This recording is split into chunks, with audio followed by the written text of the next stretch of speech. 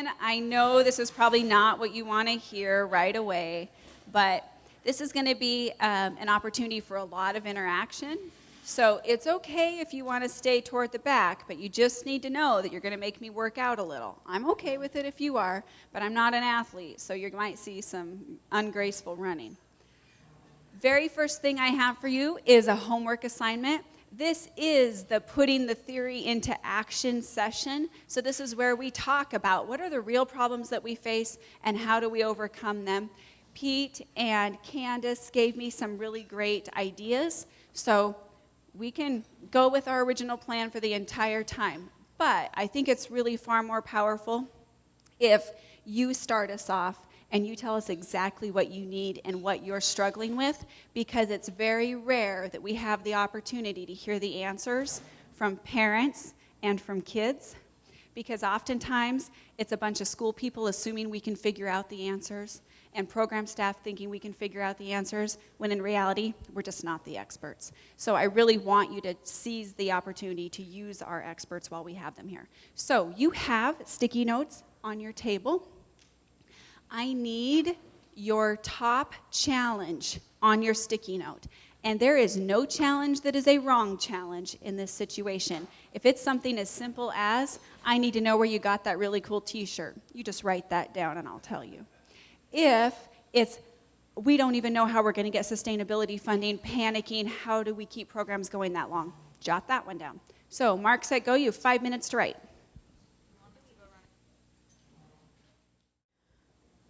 All right, so the very first topic that I think we need to dive into, because I truly believe it is one of the things that if we can't move past it quickly, it can really stop our work.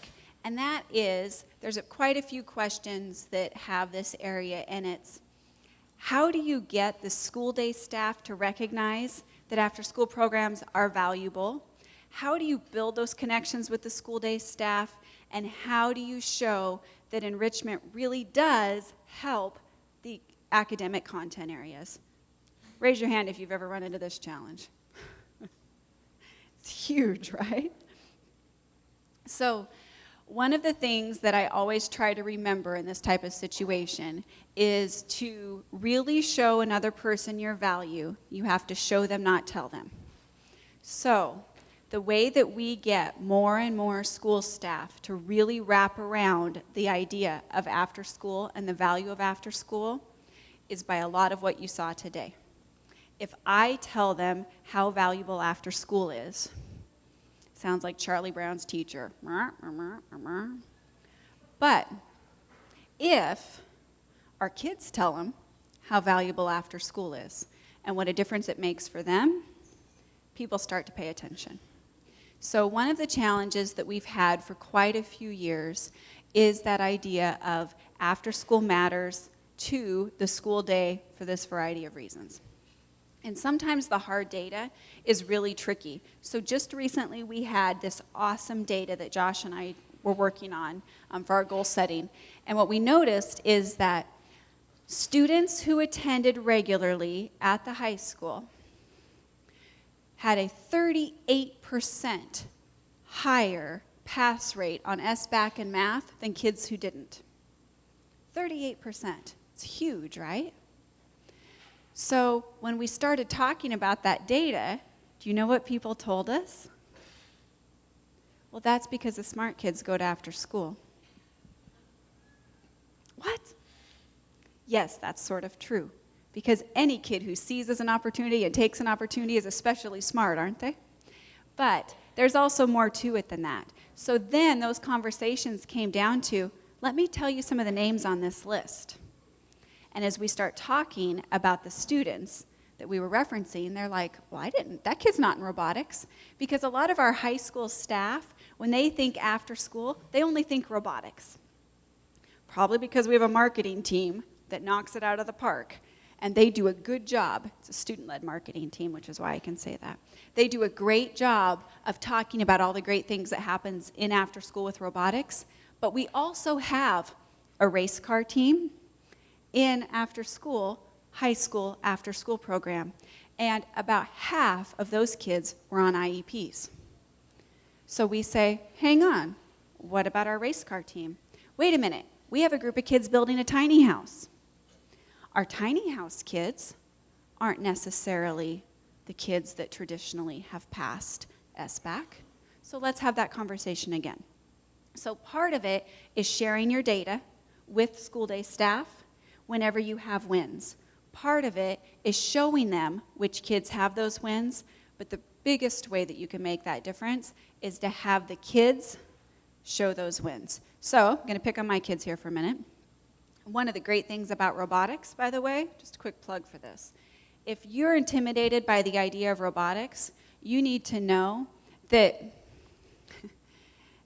I ran out of gas driving down the freeway and had to stop in Rufus, of all places, the other day, because I'm not even quick enough to realize mechanically a vehicle will not run without fuel in it.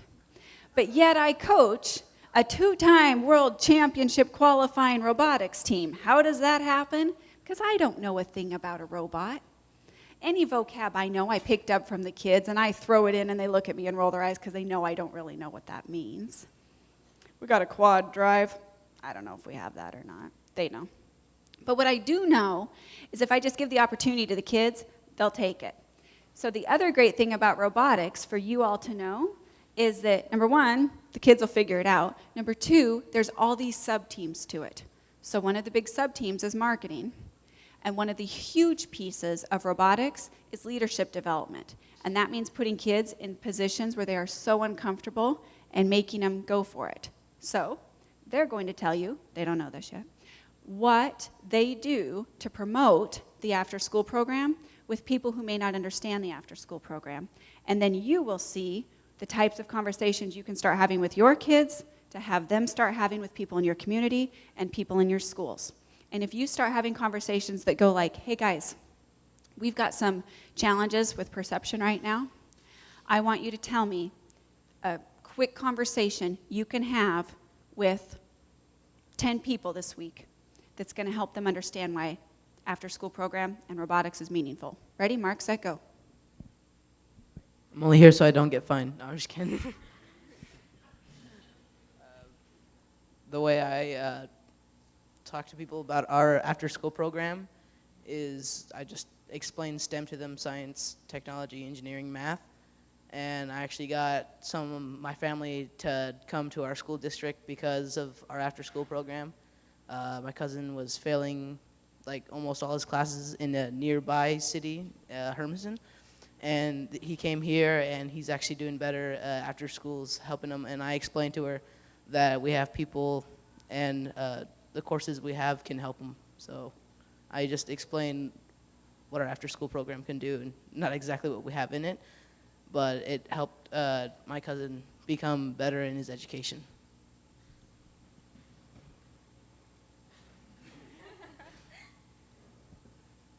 Well, usually how I explain STEM to like friends, family, and just everyday strangers. I usually talk about STEM as in like science, technology, engineering, mathematics. And usually whenever I say that, most people just stop listening to me because they don't really care about that.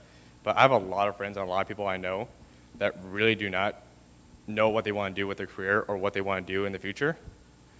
And then I start telling them about STEM, and I start giving them examples of what they can do with their life. And I've actually helped my friend, no one really knows about it. His name is Noah. He lives a town away, and he did not know at all with what he wanted to do. He's on STEM, but I helped him kind of create a career path and a future for him and exactly what he can do to make his life better. Because for a long time, he was failing a lot of classes. And then I started talking to him on the phone, and I started, every so often, I don't really hang out with him anymore. But when I do hang out with him, I do try to help him like create his future and try to help him so he can actually have the future he wants. Because he's always struggled with like with exactly with what he's wanted to do. And then I started helping him, and now he's wanting to be a nurse and go to nursing school and get his GED. And I want to do the exact same thing for so many other people. I want to help them create the future that they want and make the life that they want happen. And that's pretty much what I do. So the way I basically explain after school is a lot of the time throughout the school day, you're trying to implement science, you're trying to implement math, you're trying to implement reading. A lot of the time, kids are not going to want to do that because it just seems boring. So through after school, you can teach those same basic concepts through classes that they're going to find engaging and entertaining. Like for me, I do music. Most of these kids don't have any music education, but at the same time, you don't think of music as having so much math in it. But once you start to teach how things break down, it's a lot of math, and they don't even realize they're doing it, and they're getting the same basic things that they need to be learning throughout the school day in a way that they find entertaining. I didn't exactly hear the question, but I think I get the gist of it from what they were saying. When I explain it, I'm a band kid too, so I see those math concepts being used in the music that we play and the music we learn.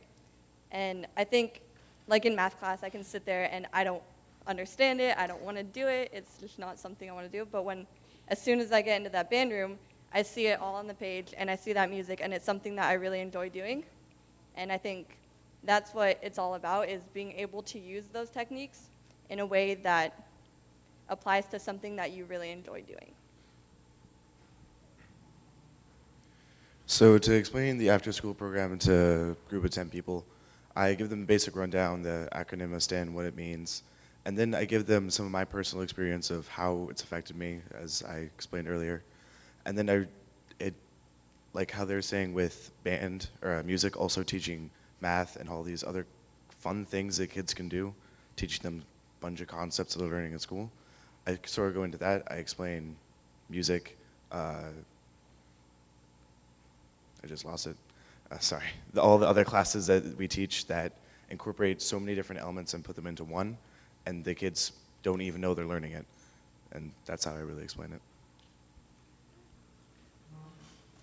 How I explain the after-school program is different from how they do it. I tell people what it can do for you, and then all the fun activities, and then I tell them what they're learning through it. And I think that gets them more involved. I've gotten a couple people to join because I'm in most clubs in my school, not all, most academics clubs, and they always ask me what I do because they know I'm in all the academic clubs and what they can do to get better. And I tell them what the STEM program can do for them, and that gets them more energized to join the STEM Academy. Okay, I am a very shy person. When I present, people don't think that of me. But my freshman year, I could not talk in front of people. I couldn't even have a conversation with someone without being really awkward. And so I explain not only my story when I talk about after school, but I talk, about my kids.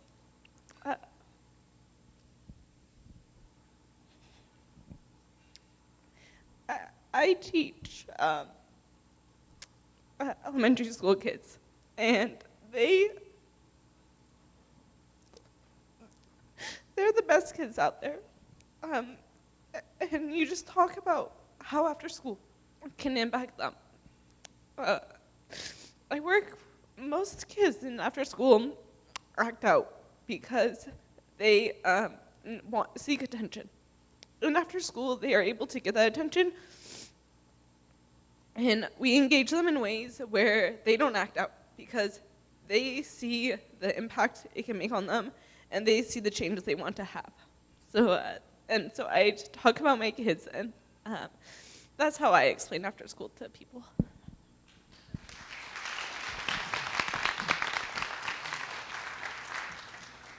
So at your tables, what I want you to discuss for just a brief second, and if you're at a singleton table, jump on over to someone else, please. But what I want you to talk about is, in your mind, you don't have to give them a name, but who's probably your biggest naysayer?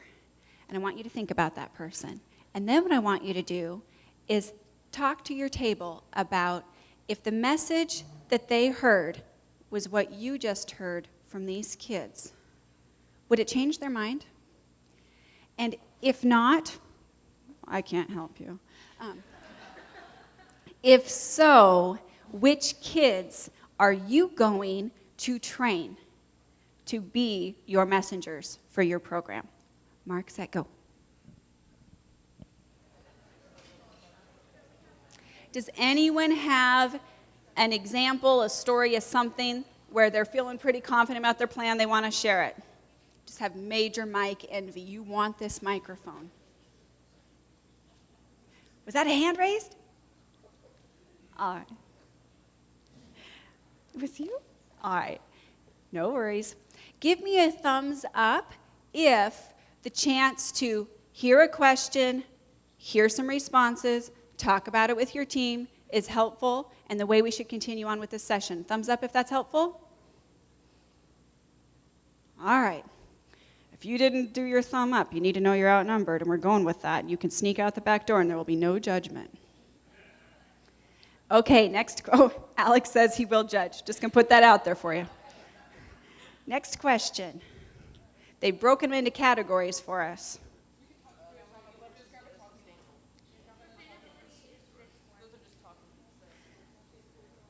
Okay. Oh, man. I don't know who wrote this question, but you're a tough questioner. How would you summarize what your after-school program does in 1 or 2 sentences?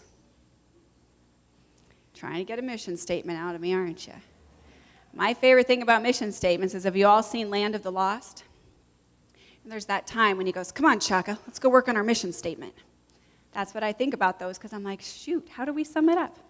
But what I would say about after-school programs is after-school programs create opportunities for new dreams. Period, end of subject. That's really what they do. Explain about our high school internship program. Absolutely. So, high school internship program, idea that came from kids. When the discussion first cropped up, it was because we were talking about that sustainability piece initially. And how will we sustain our program if we can't secure further funding? Because it is such a crucial part of our education experience. So it was a student who said, well, number 1, we could get better training if we had kids intern. 2, we could get more bodies if we had kids intern. And 3, the only way you're going to get kids to intern is if you make it worth their while. So then, this is where that high school after-school partnership comes from, because then we had to say, okay, high school staff, who's willing to award high school credit for kids doing a job internship program?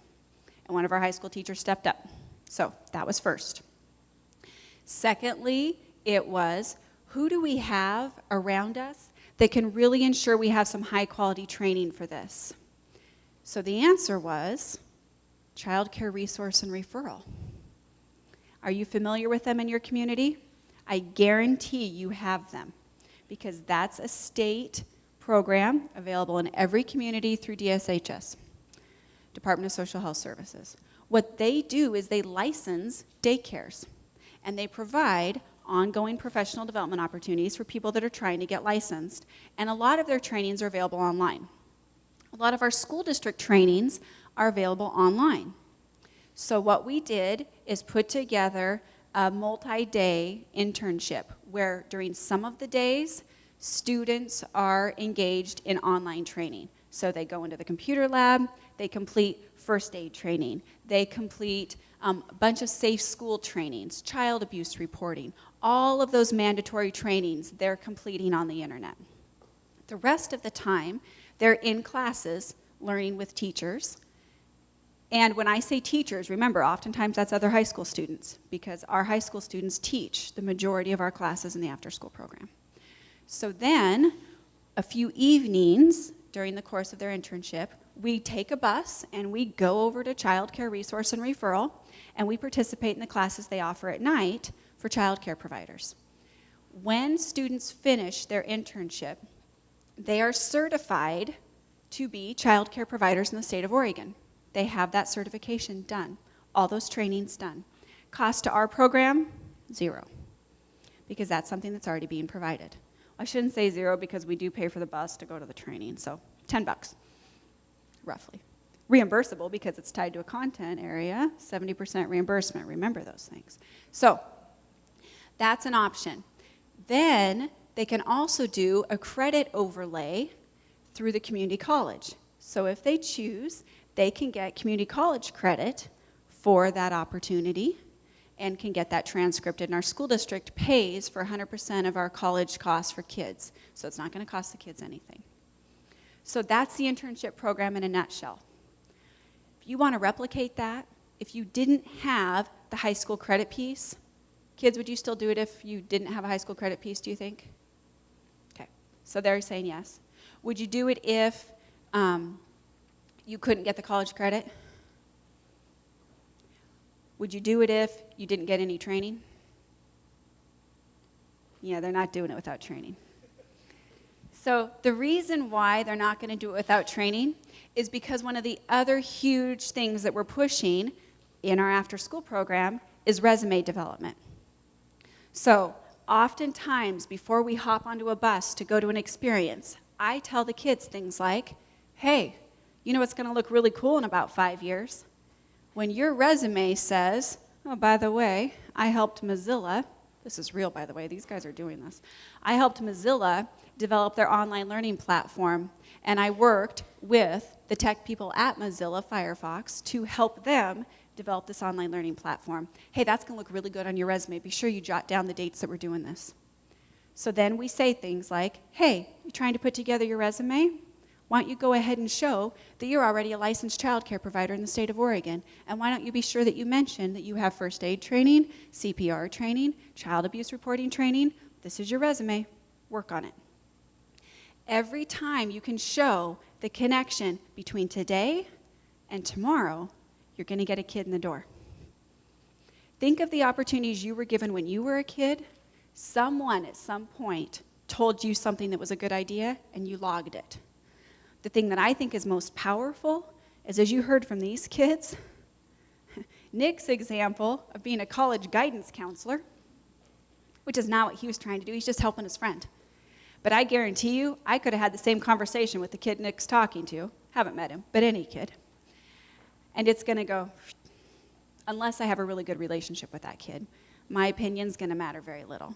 But Nick's opinion matters a whole lot. So the more we can have kids saying, hey, your resume matters, hey, this internship matters, then we go.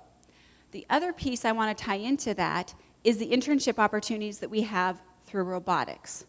So Alex, you're our most recent intern. Will you explain what it means to be an intern on the robotics team, please? And when that starts? Robotics, the FRC season starts next, January 9th. And to be an intern on the team is to be able to have a year of experience before you actually get to be put on the team. What I did, I got to see, I was a marketing intern, and I got to see what we had to do, and I got hands-on training from Megan and Annalie, and it was fun. You get to see how it works, and you get to see the difference between FTC and FRC, and you get to see, I keep saying you get to see a lot. Oh, FTC is First Tech Challenge. It's for middle schoolers and some high schoolers do it. It's smaller robots and not that big of a competition. It's kind of a smaller arena as well. And it's a giant leap between FTC and FRC, so they give us a year of experience to see that difference and get used to it. So that way when you're on the team, you could be as useful as you need to. So notice that there's multiple layers to internship. The reason that we can get kids who want to be interns at the middle school, and Alex, you can correct me if I'm wrong on this, but you're a middle school kid and somebody says, hey, I think you'd make a good intern. We want you to be an intern. By the way, being an intern means you get to travel with our team, you get to be a part of our team, you get to go everywhere we go, but you're not really part of the team. You want to do that? Sounds pretty cool, doesn't it? All of a sudden, you're a middle schooler and you're traveling with the high school kids. And all those really cute high school girls are teaching you all the marketing skills that you ever need.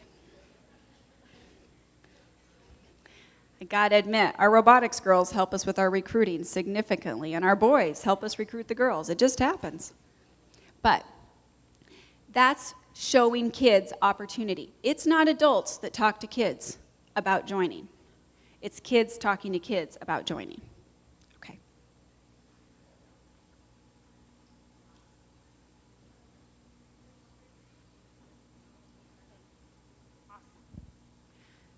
Okay. The other thing I hope you're seeing is if you give students responsibility, they take care of it. Did you see the instruction I gave this group of kids? Did I say, first, what I need you to do is walk through all these things? Did I say, here's the criteria that I need you to judge these by? No, I said, holy cow, guys, we got a lot of sticky notes here. And they said, what's your plan? I said, I don't know. And then I said, how about you guys put them into categories? And look what they did. So, give them some responsibility, trust them to make the right choice. Kids are going to rise to the occasion every time. They just will. If you believe that they will, they will. Family involvement and trust. I learned a great thing from two people in the back, actually. Would you two raise your hands, please? If you need help with family engagement strategies, talk to those two. Because here's what I learned. For a lot of years, I was beating my head against the wall because I couldn't get families engaged. I couldn't find a time that worked for them. I would do all these things to try to reach out to them, and nobody would show up. And I would hold these great community meetings, and nobody would show up. And one day Janet goes, why do you think that that's community engagement? Good question. That's not community engagement. Here's community engagement. These two robo-moms right here, Julie and Robin, have been doing something pretty phenomenal for our robotics team for 2 years now, and I'm going to have you describe it. Ready?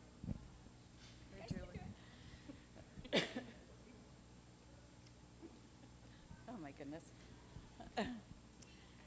So Rob and I both work at Walmart, and they have a VAP program. It's Volunteering Always Pays. And last year we raised the $5,000 for these kids. And what we have to do is get 50 associates to volunteer 250 hours. And by doing that, we do 3 different events through the year. And right now we're actually doing it. We've done one event so far. The week after Thanksgiving, we're doing another one. We also do individual VAP through our store also, and it's 25 hours every quarter that we can use. So any time that we spend with these kids is volunteering our time, and so we put that in, and that's $250 every quarter that we get to give to these kids, and they're so worth it. They're amazing kids. They amaze me every single time I'm with these kids.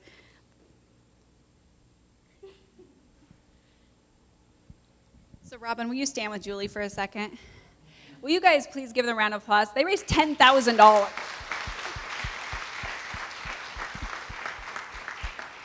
And I love the way that they describe this because they're like, well, we just had to get, what'd you say, 250 associates? Or 50 associates to do 250 hours. Piece of cake. Really, Julie? That's amazing.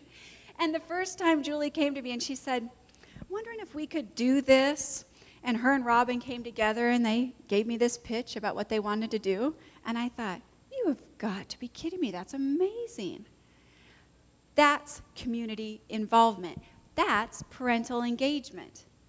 It does not have to look like a meeting where you all sit there awkwardly drinking tea, asking, well, what would you like to see as improvement?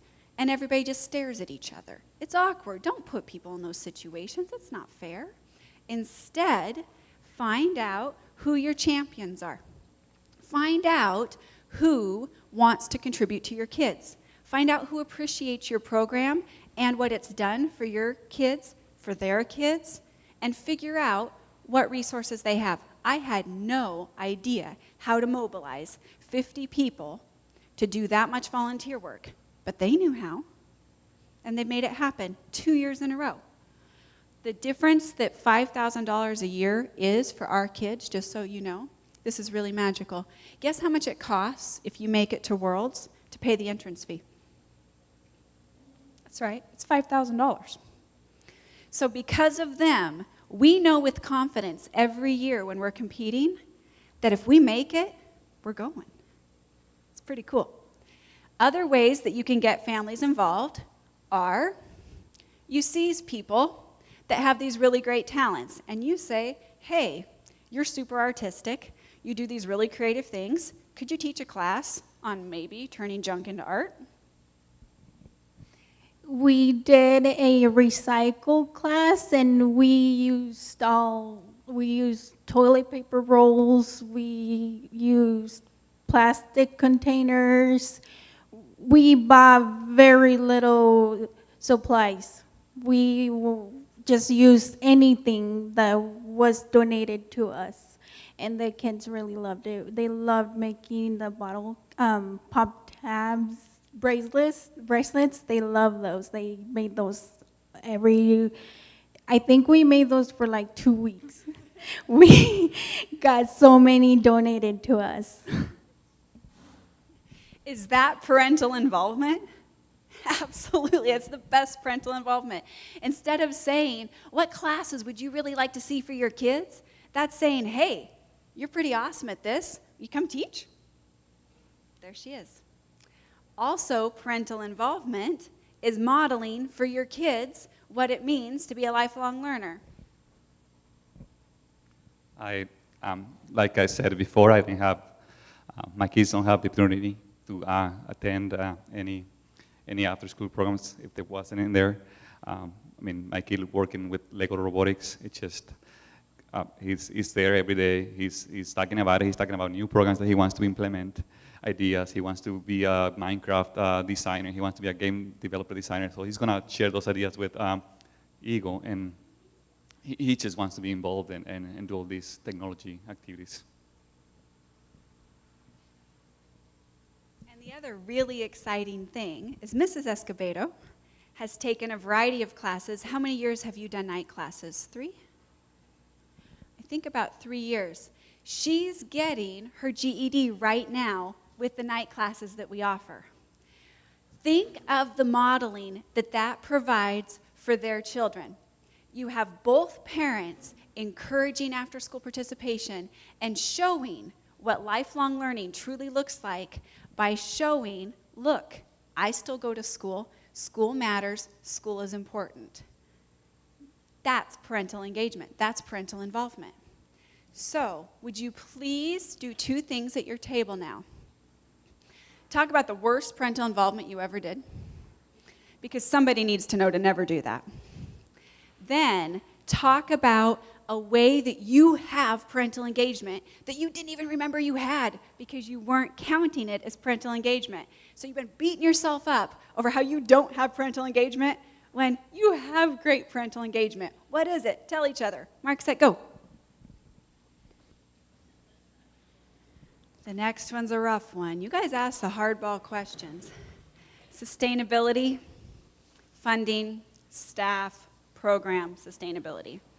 So one of the things that's really important to remember is we've offered after-school programming in our district now. This is our 14th consecutive year.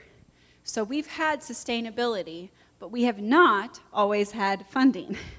So it gets a little wild. So one of the things to keep in mind is in times of plenty, you build, and in times of scarcity, you survive. It's just like a bear hibernating. So one of the things that we always try to do is when we're purchasing equipment and supplies, we try very carefully to purchase equipment that will last for a long time. So we're still using some of the curricular resources that we bought clear back in 2003 because we made really careful purchases. The other thing is, remember, a CCLC cycle is a cycle on purpose. So the reason that it's a cycle is as your kids move up through the program, suddenly something feels fresh and new to a group of kids that you've done before, but they've never done it before. So it just means rotating those tools around. So an example of that is we have a sign language curriculum that we've used a couple of different times. But it always feels fresh and new for the kids because we stick it in the closet for a couple of years and then we pull it back out again. And we stick it in the closet and we pull it back out again. So one is using your funds really strategically to make those careful purchases. The other is to really build relationships with foundations who will give you the sustainability funding in the years when you have a CCLC gap. So we went 4 years without a CCLC grant in that time period. Why did we go 4 years without? Because I was an idiot and I didn't realize that we could apply for a CCLC grant when we currently had a CCLC grant. So it was my misunderstanding, thinking that if we had one, we couldn't jump right into an application for another, that we had to survive. Well, that's erroneous. So number one, make sure you actually know what you're talking about, because obviously I didn't. So that was a challenge for us. But what we found during that period is there are some foundations that will help you piece things together.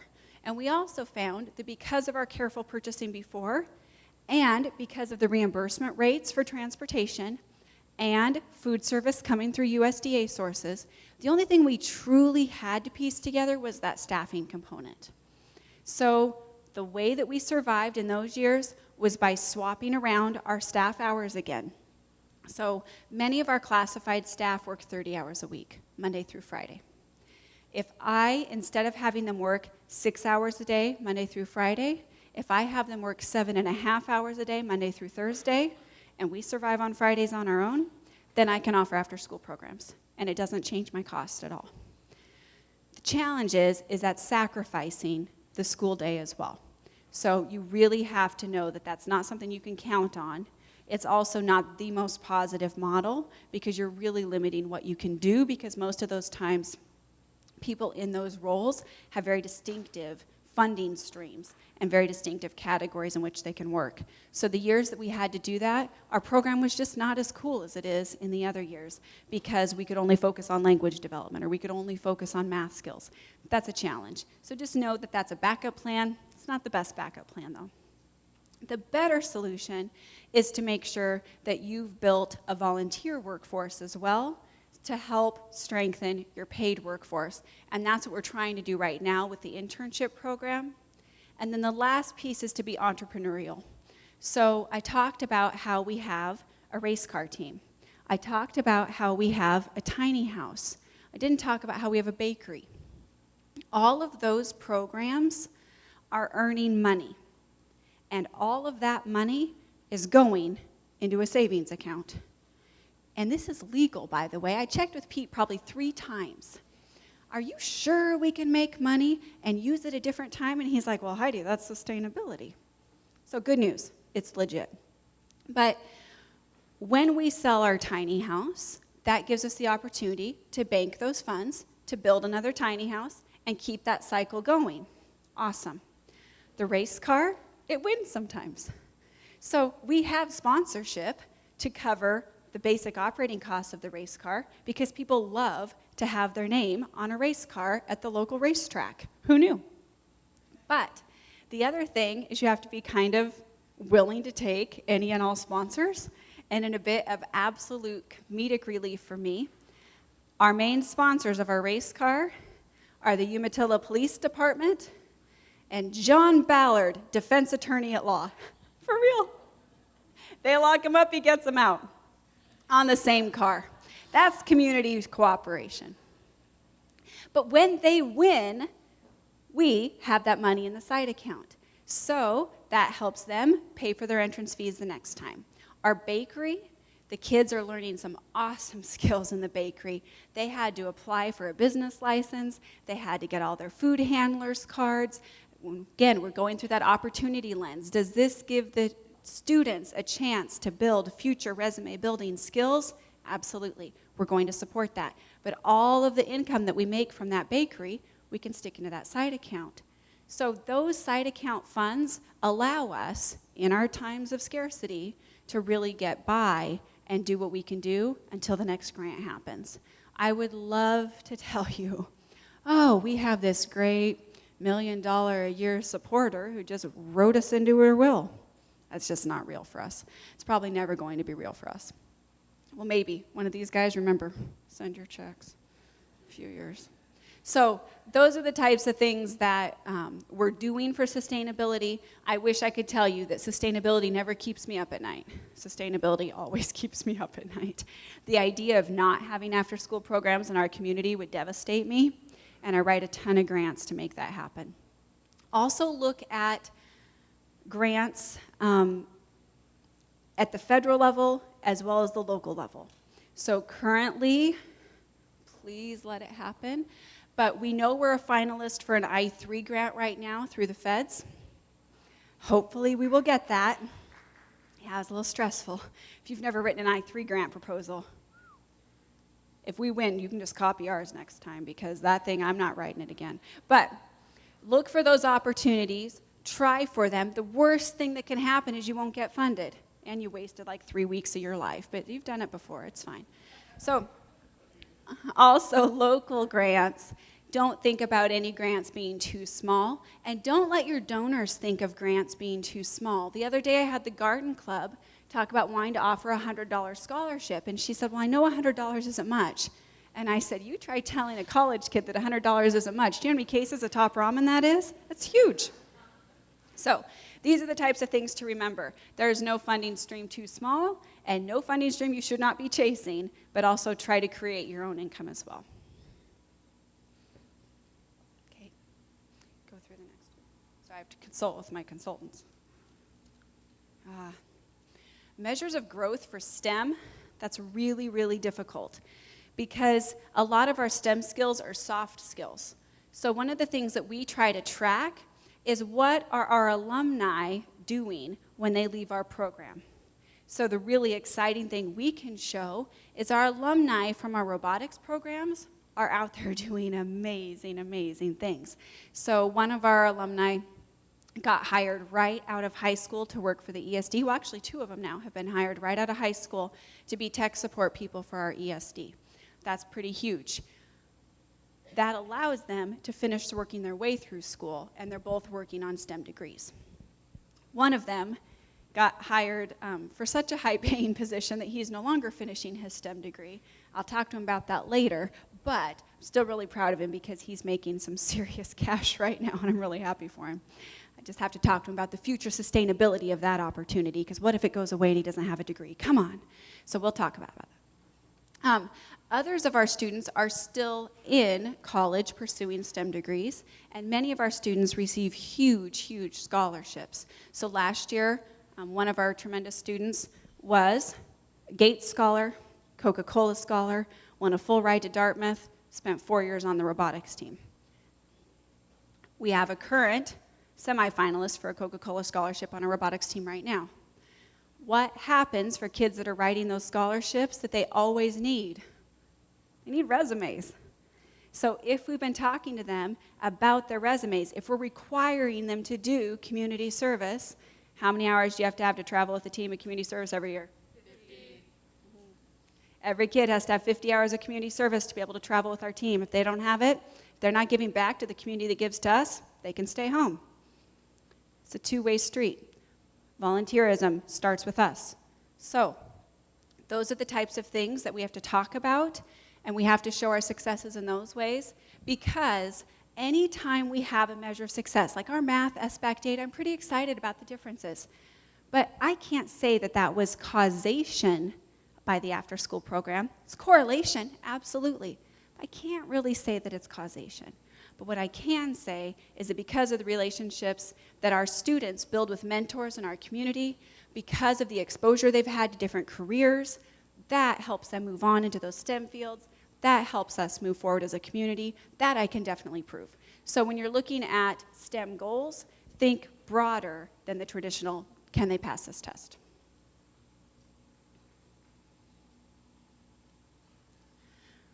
Finding staff. Raise your hand if you have trouble finding staff. Oh, yeah, it's not so easy. One of the things that we used to try to do was only hire our teachers. Here's the thing, especially in recent years, our teachers are maxed out. They are doing all they absolutely can during the day, and they have huge class sizes, and they are under-resourced to ridiculous degrees. And putting any pressure on them to teach class isn't fair. We can give them opportunities to teach classes, absolutely, but I never want them to feel like I expect that of them, because I expect enough out of them already, and that's hard. What we do try to do is make sure that those who teach after school, it is worth their while. So the gentleman, you may have noticed he was especially handsome. That's because he's my husband.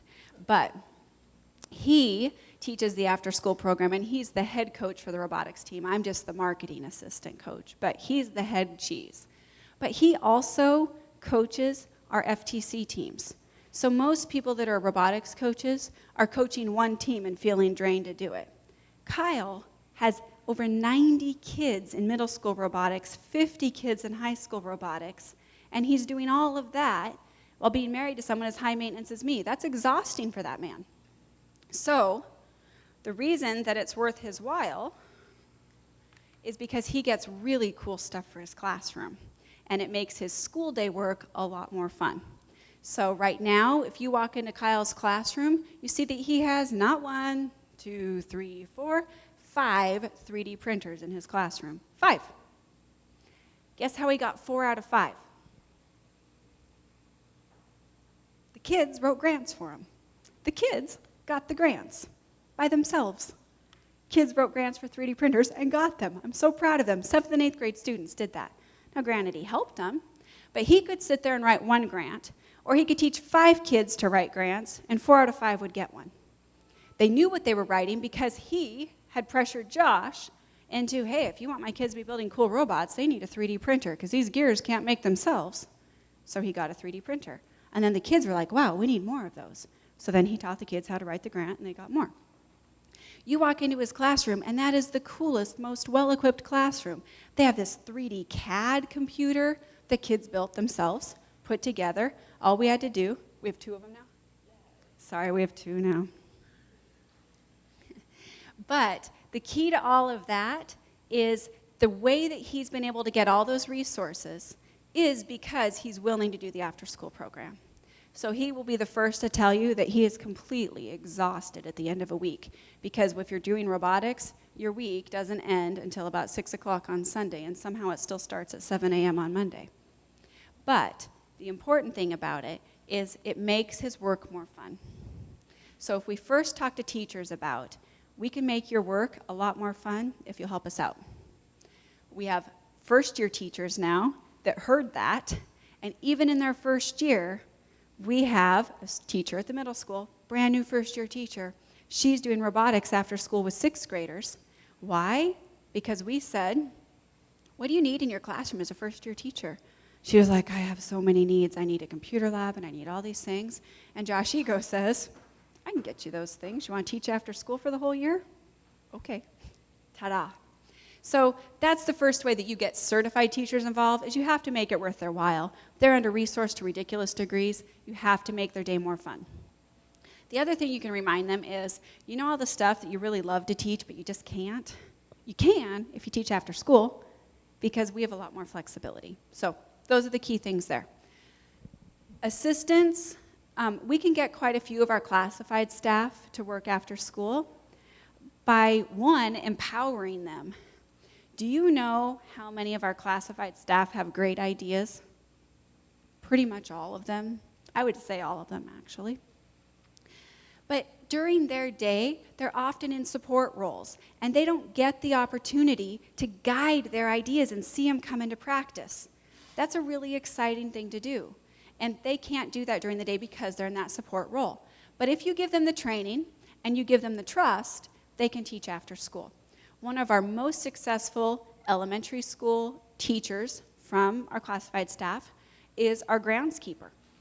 His name's Barry, and he's no longer our groundskeeper. He's gone on to bigger, better things for that, but he still comes back and teaches after school, and he teaches a horticulture class to elementary school students. Who to better show kids all the amazing things that can happen with horticulture than someone who does that every single day? Awesome opportunity for them. Great opportunity for him. And my favorite thing about that story for him, he's also now going back to school to become a CTE teacher because he wants to teach horticulture. Awesome for Barry. Awesome for us. So, yes. Yeah. My question is about classified staff. Where we're at, they work 7 or 7.5 hours a day, and so anything that we have them do past 8 is overtime. Do you pay your classified overtime? Question is, do we pay classified overtime? Yes, we do, and they deserve it. So that's the answer. Does it cost us more? Sure it does. But that's also what makes a big difference. When I talked about that family wage work piece, for a lot of our classified staff, it is common for me when I'm doing budgets to be writing in a line item for a classified staff member, and because of the school year and because of the shortened week, salary will be $15,000 a year. Benefits will be $24,000 a year, my cost. Many, many, many of our classified staff are working for benefits, which is great. I'm thrilled that we have such great benefits, but benefits don't feed their families. So if we can give them the opportunity to earn more hours and sometimes pay them overtime, it's completely worth it to us and it's worth it to them. The other really great thing about classified employees is, for the most part, it's our classified employees that live in our community. And so when we're trying to build community support for ideas, if our classified staff understands what's happening in our after-school programs, they're some of our best ambassadors, and we really appreciate that. And then the last piece is the high school staff, and I've talked quite a bit about what we do there, but one of the most important things we do with our high school kids is we simply trust them. And we do train them a lot. And there's a lot of refinement, and there's a lot of opportunity. But Annalie, can you talk a little bit about your music class and where the idea for the music class started and how you were able to pitch it and sell it and what your kids are doing and who supervises you and what's your relationship with her? So I teach music Monday through Thursday, and then on Friday I have a Friday class, but we do more artistic music things like making drums or making guitars or things like that. And so pretty much the idea came from me and also Annabelle, the girl that went on to Dartmouth. We're both really big into music, and we realized that the elementary school kids don't have a music class throughout the day. When we were in elementary school, we had music class, I think, almost every other day, and they've never had a music class in their life, and we feel like that's something that's really important because it makes so many connections onto learning other things. And so we pitched it to Tina, which is our boss for the after-school program, and she was in music too when she was in high school and middle school. So she's like, yeah, it's a great idea. You guys can try it out on Friday, see if the kids like it, and we'll go from there. So last year, Annabelle was a teacher. I helped with assisting, and the kids really enjoyed it. This year, Annabelle graduated, so I get a call in the middle of the summer. Hey, do you still want to teach music every day? I'm like, sure, I'll teach it. And so I get there, and these kids have no music education whatsoever. They have no idea what they're doing. And I didn't really get much instruction on it either. It's just like, hey, you know what you're doing. You've been in music for like 7 years. Go for it. Whatever you teach them is going to be better than nothing. And like, literally, just last week, one of the hardest things in high school is reading rhythms. A lot of high schoolers can't read rhythms perfectly. I gave my kids 16th notes, which is one of the hardest notes to figure out how to divide, and they finish it in like 5 minutes and tell me, hey, I'm bored, what are we going to do now? So, I mean, showing that these kids, if you're given the opportunity, these kids will rise to the occasion and do it.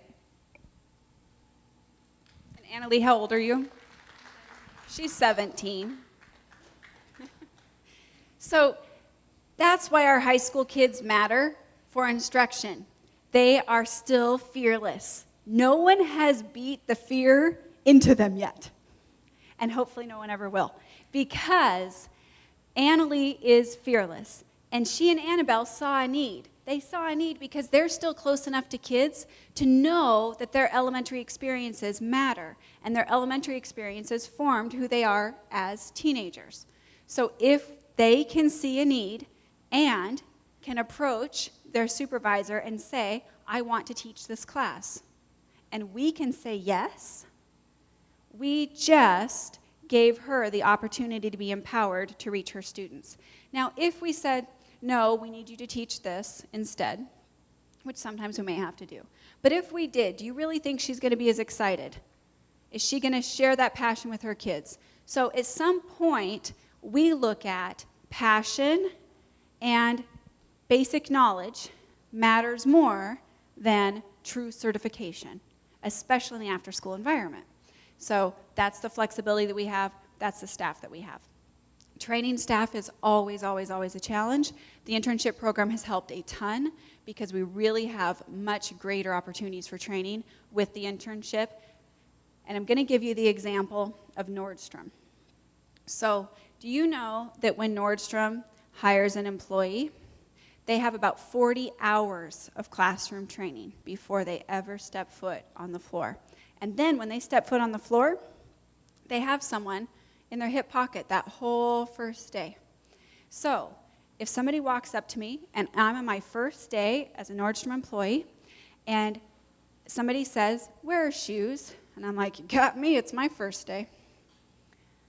And nobody tells me that that's not an okay answer, then the next time somebody asks me where something is and I don't know, I'm going to think it's okay just to answer that way, because I don't know. But if I have someone say, "If you don't know where shoes is, I'll help you, but let's walk the customer there," and I understand that it's my responsibility to get the customer to the department that he or she is seeking, then that's my expectation, and I'll start doing that every time. Internship programs give us the opportunity to be right there for that whole first term to tell a student, "Next time, try this with this kid. Next time, try this. Have you tried this?" And you can coach them the whole way through, so we can almost guarantee a more successful employee because they've had that peer coaching. It also takes the fear out of it. When you have 17-year-olds leading classes, how many kids are in your class this year? So 15 kids in Annalie's group right now. And you're on your own, right? Okay, so she has an intern. So it's her and an intern and 15 kids. But the reason she's able to do that is last year, Annabelle was the head teacher, and Annalie was the person who was learning right along with her, and there was 2 of them. And this year, what she's teaching Landon, when Annalie graduates and goes off to the Institute of Design in Rhode Island. Still your plan? Rhode Island? No, where now? Art Institute, my bad. So when she goes off and does these amazing things, then Landon will be there to be the head person, and he'll have an intern. And that progression continues on. So that's the key thing with staffing too. You always have a backup person. Would you please, at your tables, talk about your staffing challenges, talk about what you could maybe change to be more effective with your staffing. Mark, set, go. Have a slight confession. When I was talking about family engagement, I had to do the talk to those 2 people back there because I could not for the life of me remember Tim's last name. So the people that are great resources for you for family engagement, if you need it, is Tim Speth and Janet Bubel. And so they are back at the table. And really, truly, if that's something you're struggling with, they are such great thinking partners. So go ahead and reach out to them. The next one that has cropped up is really, truly a challenge. And it's the student management piece. How do you get kids to buy in to what you're teaching if they really don't want to be there? What about behavior challenges? What about the staff that don't seem to get along? Just that whole, how do you make after school a happy place where kids want to be kind of a thing is really a challenge. So I'm going to pick on our parents again for just a second. And what I want them to talk about is how they get their kids, or what they hear from their kids who want to be there each day, because I know we have some variances with that from the parent perspective that are important. So I'll start off with Mr. Escobedo, and we'll just keep working around. So how do you get Alex to want to go? Throughout the day, he goes to school and he comes back home, and sometimes he's tired about going back to after school. But he wants to be a game designer. He already has plans for game designer. And I told him, Lego Robotics will help you with coding and programming. And you need that if you want to become a game designer. And so after he started going there, he liked it. And now he's excited about not just that, but starting new things, like I said before. So it's engaging for them, and then they're doing something that they love to do. Thank you. My son is very creative and he loves art, and the elementary school didn't have art when he was in elementary school, so I would always tell him, you can go and draw and cut and glue at an after-school program. When he was a kindergartner, I had to go with him and volunteer because he didn't want to be there that long, but he loved the class. Now he's in high school, and I said, you can do the internship now, so when you're 15, you can start working and you can start getting paid for it. And that way you don't have to wait until you're 15 to do the internship. So he signed up to do the internship and he's going to start doing that. And Alan is going to be a kindergartner next year, and he loves Legos. So he's really excited because he says he's going to do Legos when he goes to school.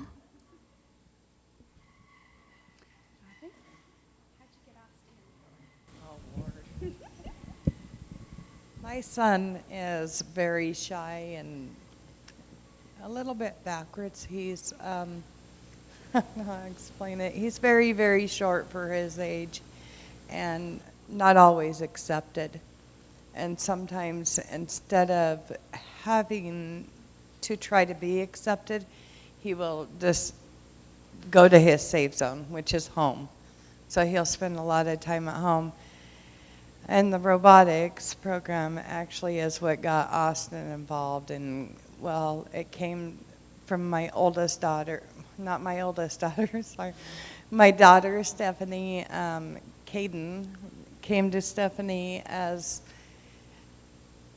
I think she was a sophomore or freshman, and said, hey, we're going to start a robotic team. Why don't you be on it? And Steph's like, and she's still trying to find her way into life, you know, because we moved 1,500 miles away. I moved my kids, and it was very hard on them. I mean, Stephanie was an ice skater. She played the cello. We come to Umatilla, and we're like, okay, what do they have? So it was very difficult, and then Stephanie got involved with the robotics, and then Austin did, and I think that has been the best thing for them, for acceptance. And that's why we talk a lot about acceptance, because it doesn't matter if you build Legos or you're artistic or what it is. There's a place for you, and that's what I love. I love Robin's last statement of there's a place for you. What do we know about high school grad rates? We know that students who feel connected to their school and feel as though they are a part of their school culture graduate, and they succeed.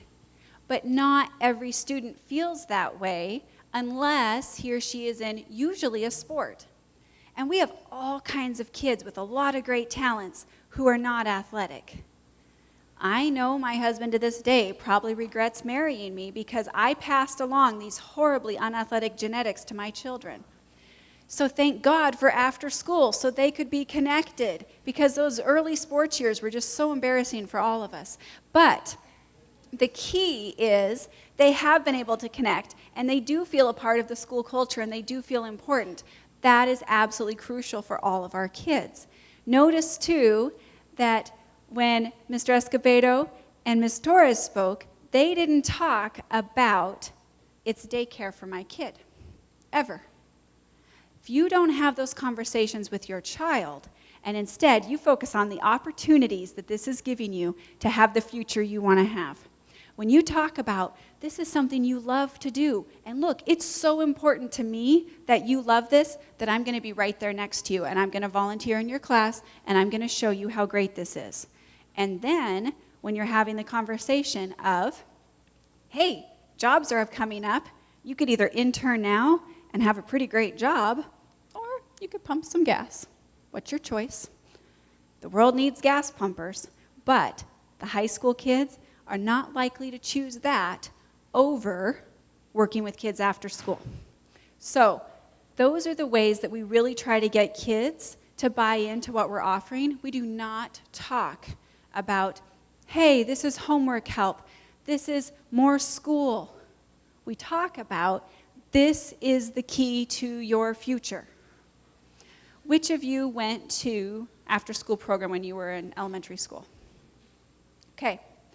What made you want to go back, or did you want to go back? And if not, how'd your parents talk you into it so that you participated? When I was in elementary, I did like this Lego thing where we kind of worked. It was like robotics, but it was just building with Legos and seeing what we could build. And at first, I thought it was kind of boring, but my dad said that if I was to give up on something just because it was boring, then it would just be like giving up just because, for no reason. He said to find a way to make it fun, and after we got, into more building with different blocks and with axles and whatnot, it got fun. So it's just like training. You can't just jump into the job. You have to learn how to do it first to make it fun. For me, I'm a very artistic person, and throughout the regular school day, it's not really focused on artistic thing. It's trying to get in your basic concepts that you need to get done. So after school was my one creative outlet. I took all the movie making classes, I took the dramas, I took the art classes, the journalism, because it was the one place that they actually focused on the artistic things, which is what interests me. When I was in elementary, my parents they kept trying to talk me into taking yoga, I think when I was in first grade. I was really young. I did not like running. I did not like exercise. I just wanted to sit on my couch watching TV. And that's what I usually did. But eventually my parents talked me into taking it, and I figured out that I loved it. It was calming, and as calming as it could get for a first grader, I guess. But I think that's kind of where it started for me to actually want to be in athletics and want to be doing more in exercise. And I'm really glad that my parents had pushed me to do that, and I think that was really important. So notice the key thing. It's all about how it's messaged. When we first switched to the STEM Academy, the reason that we named it what we did, the reason that you see that crest on the t-shirts is for this reason, the book Contagious. Have you ever read the book called Contagious? I can't think of the author right now. It's all about how you make something exciting, how you make something that everybody wants. And here's the thing we found. Our students oftentimes don't get things that are shiny and new and exclusive in Umatilla. It's just not likely to be the place that people are flocking to because all the hipsters are there. That's not us.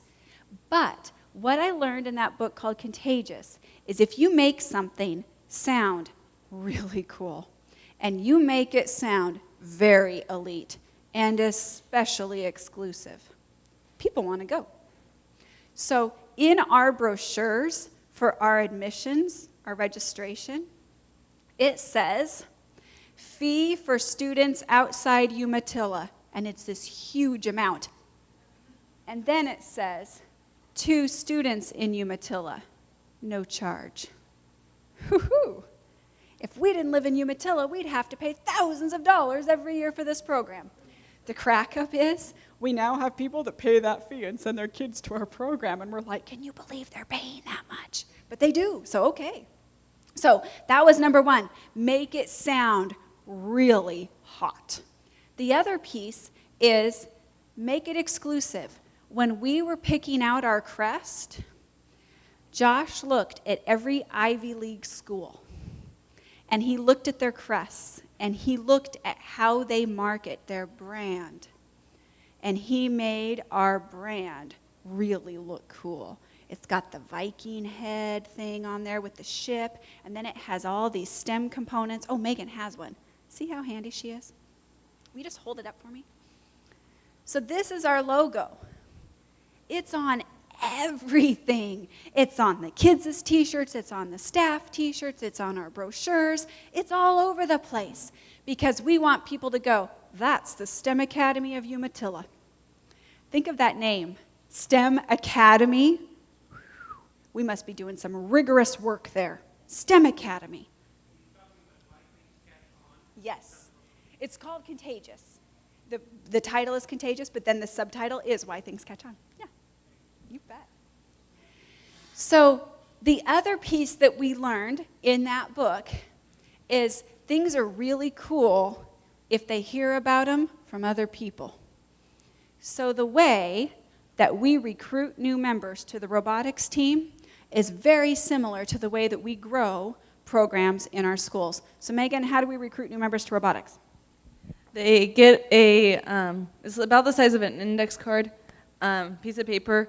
It's got a nice cardstock and it's black cardstock with a white piece of paper and red writing that says the date of the meeting, the time, at the high school shop, keep it confidential.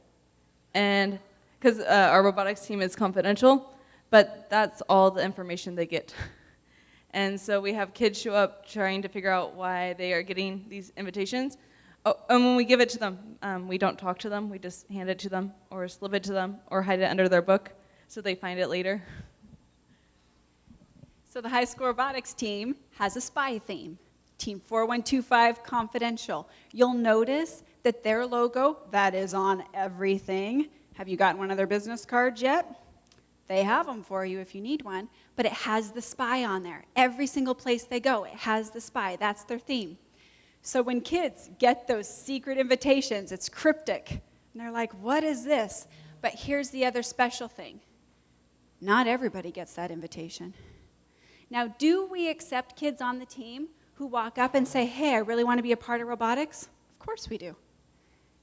But the kids who get the invitation that says, show up, nothing more is said, they are pumped about being a part of the team. When they show up for is Robo Boot Camp.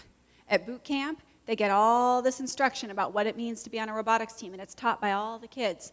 And some kids filter themselves out at that point, and that's okay, because they're like, that is not what I thought this was. That's okay. But it makes them feel special.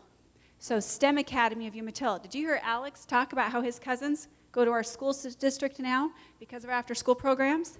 That was because he was smart enough, because he's so brilliant, to see the value in what we're providing, but he also knew you can stay over there and pay a fortune for the kind of program I attend, or you can just come over here and come for free. Your choice. Coolness factor. Alex is a cool kid. People want to be with him. So if you have kids, market to other kids, they want to be there. If you have parents messaging to their kids why the classes are important, they want to be there. The second you call it daycare or childcare or homework help, just shut up your doors, put up the close sign, because nobody wants to show up. You have to sell after school to kids and to families, because it does matter. If we don't believe it matters, they don't believe it matters. It's a big deal. Okay. Also, how do you get staff to get along with one another? We have a really cool document in our district, and I can tell you about 70% of people think it's really cool and have very seldom even seen it. The other 30% hate it because we're constantly micromanaging them and telling them how they can behave. And it's a pink sheet is what it's called. It's this big rubric, and it says, acting in the best interests of children, communication expectations. And it has model behaviors with examples. It has acceptable behaviors with examples. And it has, don't you even try that here, with examples. So most of our staff see it maybe once a year if they flip through the right section of the handbook, or if they remember me referencing it at in-service. Most of them are stellar examples, and it's a non-issue. But for the person who's derailing a training because of their bad attitude, for the person who's doing this in training, for the person who's yelling at kids instead of saying, hey, could I have you walk, please, instead of stop running, those people get this nice little reminder handed to them. Hey, I need you to go over the pink sheet, please. Some of them learn, never see the pink sheet again. Other people get to have this really nice thing where we'll say, letter of directive. Hey, here's the pink sheet. I need you to do a self-assessment, and I need you to identify where you're modeling appropriate communication that is acting in the best interest of children and where you're not. And we're going to have a little conference about this, and we're going to redefine your goals on this area. Those people do one of two things. They retire, they quit, or they improve. I love it when they improve. So that's how we honestly do that. I wish I could say it's just this great, happy family and everybody loves each other. Most of the time that's true. And for the people it's not, if we accept that type of behavior, we condone that type of behavior. And we encourage other people to do poor modeling for students. And our students deserve better than that. Had a adult leadership question in our community, our schools recently. And it was one of our principals saying, this person is constantly doing this. And I said, kick him out. He doesn't need to be in your staff meeting if he's going to act that way. The next time he pulls that, you just sit next to him, and you slip him the pink sheet, and you whisper in his ear, I need you to review this. And if he keeps up, then you just call a 5-minute break for your staff meeting, and you tell him, go to your classroom. I'll come talk to you later, because if you're going to behave this way, you can go to timeout. That person seems to be gone a lot right now. I don't know why. So these are the things that happen. It's real, it's important, but hold your staff accountable, because if you're not holding your staff accountable, you're going to see those student behaviors that aren't what you want in your kids. For kids who are behavior challenges, remember a couple of things. After school is a great place for them to be. Truly is. But it's not going to be successful for them if they don't realize that it's a great place for them to be. So when they were reading through the sticky notes, Megan said something very quick and short to me to remind me of student behavior expectations. I'm just going to let her tell it to you. So our kids know that to stay in after school, they cannot have more than 3 disciplinary problems within the after school program. If they have more than 3, they are no longer able to attend. So they enjoy being there so much that they don't want to be in trouble because they love doing what they do, and so they behave. And the reason they love doing what they do is their parents have explained why it's important, and students get to help us decide what classes are being offered too. So those are key things to remember with that piece. Thank you, Megan. The other thing that's super important when you're talking about how do you partner with the school day is one of the greatest ways to win over school day staff is to say, hey, can we be part of your behavior plan? So when you have a student with problem behaviors, and one of my classic examples of this was this little guy who's now in high school after-school programming, but when he was at the elementary school, this kid was rocking some worlds. He was a busy, busy guy, and not always in positive ways. And so the deal was every day that he could stay on green, he got to go to after school. But any day that he bounced on over into orange or red behaviors, he had to go home. And holy cow, did that kid turn it around. By the end of the term, he was wearing a shirt and a tie because he wanted to be just like the principal. He was the cutest little guy you've ever seen. He does not wear a shirt and a tie anymore, and I don't think he wants to be a principal, but he still comes to after school. And that's pretty cool. So remember, if you're treating after school as a prize, if you're showing that it's exclusive, that only your cool kids get to go, suddenly it becomes a cool thing. So this is your last breakout session, and then I had a request for people to share their train wreck parental involvement things, and I have a couple dandies to get you started. So we'll end with that. So about 3 minutes. What's your branding thing that you're going to take away? How are you going to help kids really want to be there? Talk amongst yourselves. So we've covered a lot of ground today. So far, just to sum up the things we've discussed, we talked about sustainability, family involvement and trust, how to try to encourage more participation between the school day staff and the after-school program staff. How do we get people to see the value of after-school programs? The one thing we didn't, and how to help struggling students, we didn't really dive into that one very well. But we did talk about student engagement. Sorry, another 2 hours, we could totally tackle that last one. But the last one is about vision. And I hope from everything that you've heard this morning, not just from me, but from our whole team, I hope you're seeing a consistent vision.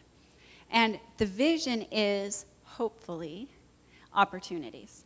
And so if you're seeing the after-school programs create opportunities, and all of us truly believe that, opportunities for futures, opportunities for kids, opportunities for staff to grow, for parents to grow, if you're seeing that, then that's great, because that means that we really are living our vision.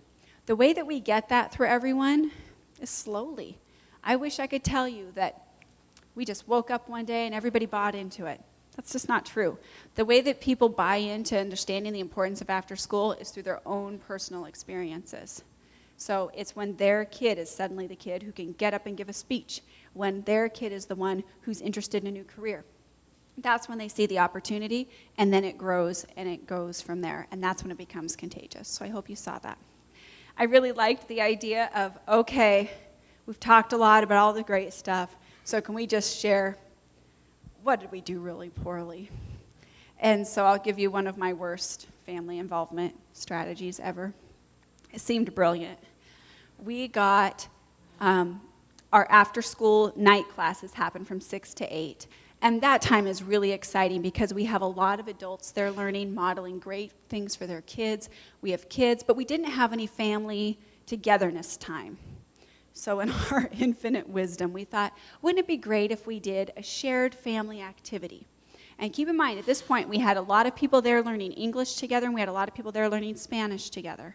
So our brilliant idea was we went to our local scrapbooking store. This was a really hot thing to do. So we go there and we say, can you donate some supplies for us, and we'll pay for some.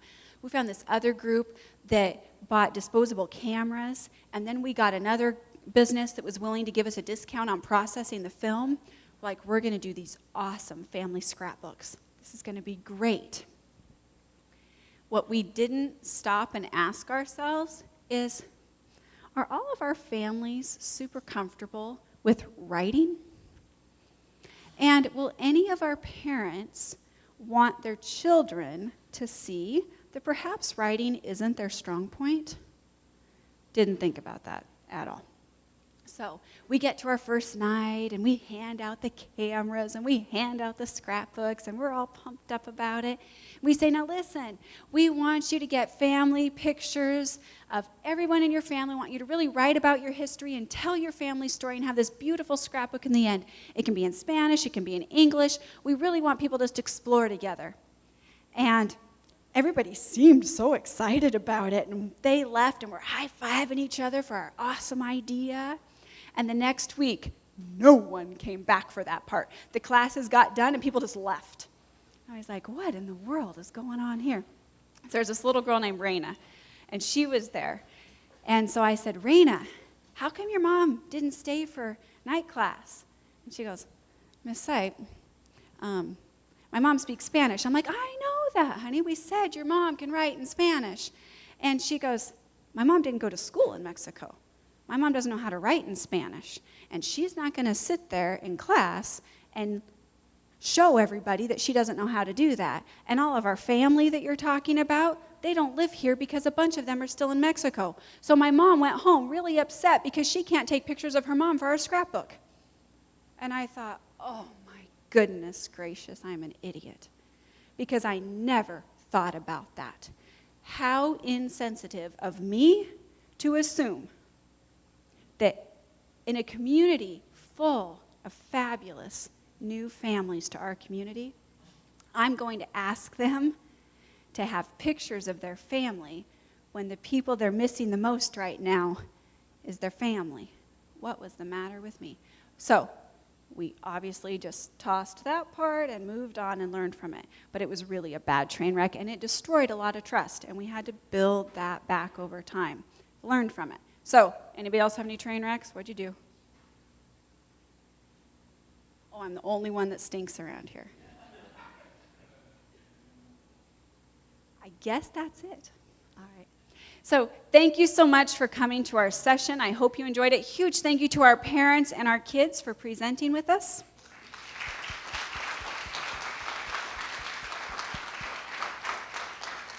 Students have given you business cards. If questions crop up and you need a true direct answer, kids manage that email address, they manage that website, they manage their whole department themselves, so you will get a genuine answer if you email them. Have a fabulous day, and thanks for all that you do for our kids.